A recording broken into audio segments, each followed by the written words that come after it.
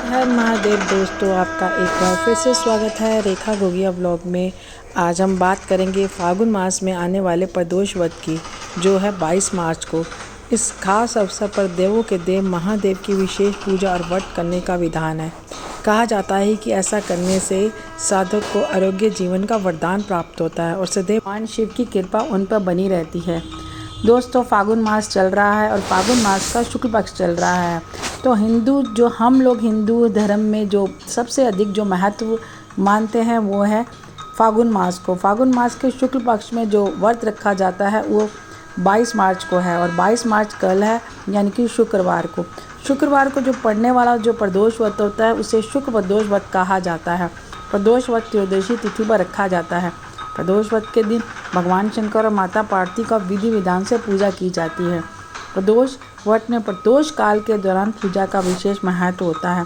प्रदोष व्रत के दिन भगवान शंकर और माता पार्वती की पूजा अर्चना करने से सभी तरह के दुख दर्द दूर हो जाते हैं और जीवन सुखमय हो जाता है।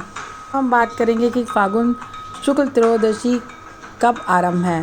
ये 4:44 पर सुबह 22 मार्च को आरंभ होगी और इसका समापन होगा 7:17 पर 23 मार्च को सुबह।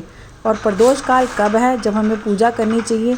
6:38 शाम को, और ये है रात को 9 बजे तक है ये प्रदोष काल। तो आप इस समय पूजा कर सकते हैं प्रदोष काल में। प्रदोष की पूजा की विधि क्या है? सुबह जल्दी उठकर स्नान कर लें। स्नान करने के बाद साफ कपड़े पहनकर घर में के जो मंदिर है उसमें दिया जलाएं। अगर संभव हो तो व्रत करें। भगवान भोलेनाथ को गंगा जल से अभिषेक करें। भगवान भोलेनाथ को पुष्प भी अर्पित करें। इस दिन भोलेनाथ के साथ ही माता पार्वती और भगवान गणेश की पूजा भी करें। किसी भी शुभ कार्य को करने से पहले गणेश जी की पूजा करनी चाहिए। भगवान शिव को भोग लगाएं और इस बात का ध्यान रखें कि भगवान को सिर्फ सात्विक चीज़ों का भोग लगाया जाता है। फिर भगवान शिव की आरती करें, शिव चालीसा पढ़ें।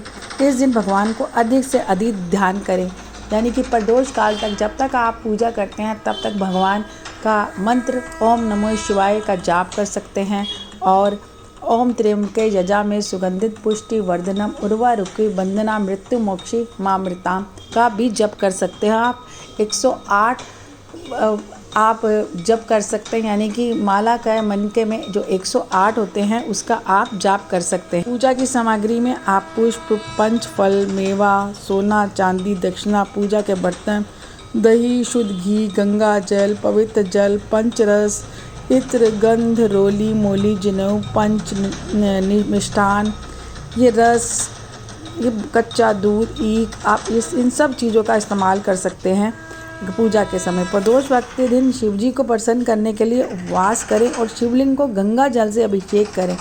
ऐसा करने से शिवजी की विशेष कृपा प्राप्त होती है।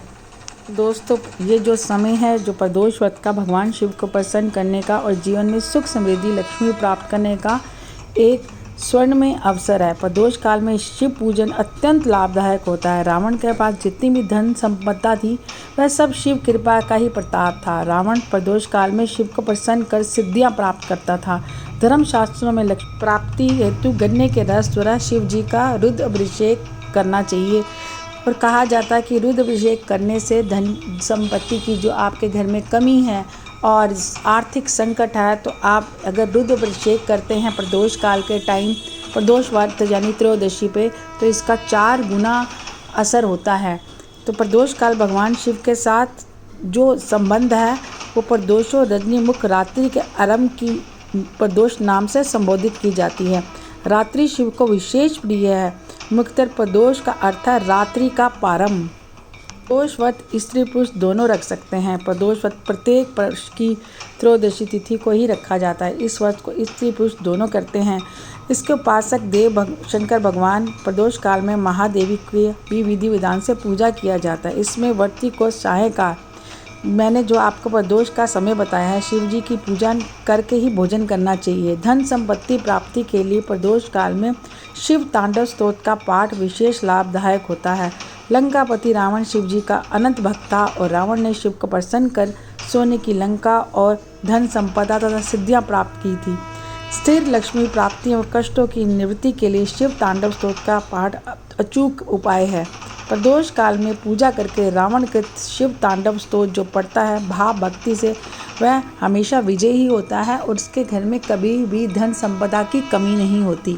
ये व्रत मनुष्य को संतोषी और सुखी बनाता है। इस व्रत के पुण्य प्रभाव से सुहागन स्त्रियों का सुहाग अटल रहता है। जो स्त्री पुरुष जिस कामना को लेकर इस व्रत को करते हैं, उनकी सभी कामनाएं कैलाशपति शंकर पूरी करते हैं। सूत जी के कहने अनुसार कि त्रयोदशी का व्रत करने वाले को 100 गायें दान करने का फल प्राप्त होता है। इस व्रत को विधि विधान और तन मन धन से करना चाहिए और जो इसको करता है उसके सभी दुख दूर हो जाते हैं। आप शिवलिंग पर जल चढ़ाते हैं उस समय विशेष ध्यान रखें कि जलधारा टूटे नहीं।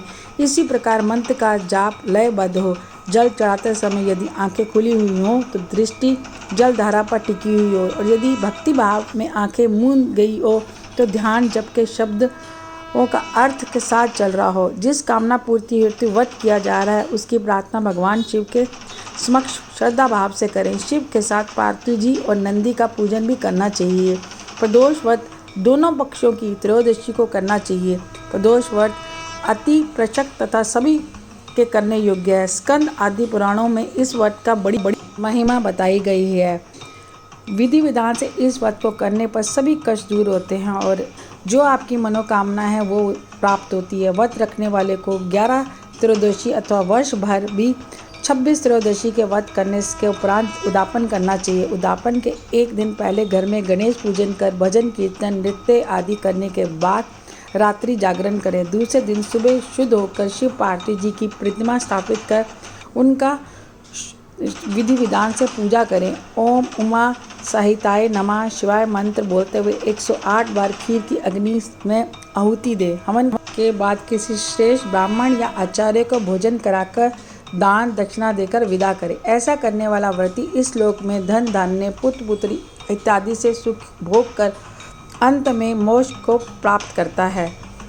दोस्तों, अगर आप भी व्रत रखना चाहते हैं, कल 22 मार्च है, तो ज़रूर इस वीडियो को पूरा देखिए कि व्रत कैसे करें और इसका विधि क्या है और कौन से मंत्र बोलने चाहिए। और अगर आप उद्यापन करना चाहें इस वीडियो को ज़रूर सुने, देखें और कमेंट में हर हर महादेव ज़रूर लिखें। मुझे मोटिवेशन मिलेगा ताकि मैं और अच्छी वीडियो आपके सामने लेकर आ सकूं। तो तब तक के लिए हर हर महादेव।